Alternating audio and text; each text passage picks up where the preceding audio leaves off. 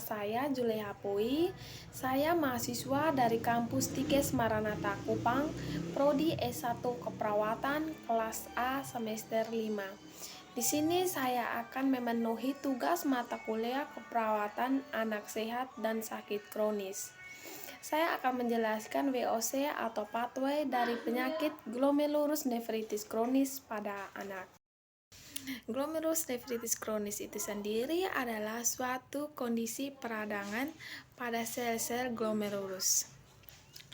Kelainan ini dapat terjadi akibat glomerulus akut yang tidak membaik atau timbul secara spontan. Jadi baik, di sini saya akan menjelaskan terkait VOC atau pathway dari penyakit glomerulus nephritis kronis pada anak. Nah, ada 4 penyebab sehingga terjadi penyakit tersebut. Yang pertama ada obstruksi dan infeksi. Nah, obstruksi dan infeksi itu sendiri karena ada penyumbatan makanan atau cairan yang tidak bisa melewati ke usus besar atau usus kecil. Yang kedua ada nefritis hipertensi. Yang ketiga ada SLE nefritis lupus, di mana penyakit ini yang menyerang pada sistem imun tubuh. Yang keempat ada DM atau yang biasa disebut dengan diabetes mellitus. Penyakit ini di mana kadar gula dalam darah meningkat. Itu yang disebut dengan diabetes mellitus. Nah, dari keempat penyebab tersebut terjadilah yang dinamakan dengan gangguan glomerulus.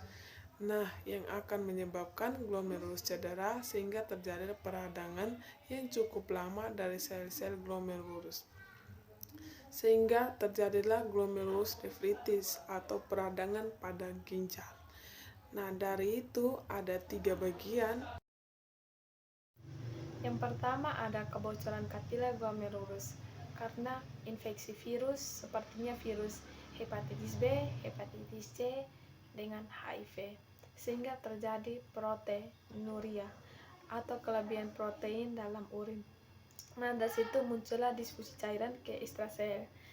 Nah, sehingga terjadilah penekanan gester. Dari penekanan gester muncullah mual muntah. Nah, masalah keperawatannya defisit nutrisi.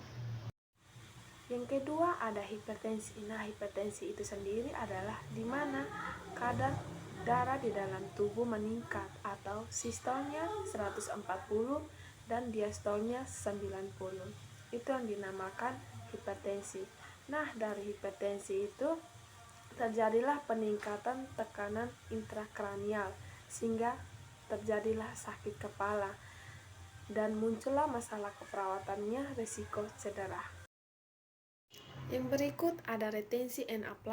Nah, retensi Na+ itu sendiri adalah kelebihan cairan di dalam tubuh, sehingga terjadilah sindrom quada equina atau sekumpulan saraf-saraf yang ada di bagian bawah saraf tulang belakang, sehingga terjadi tekanan kapiler meningkat yang akan menyebabkan volume intestinal.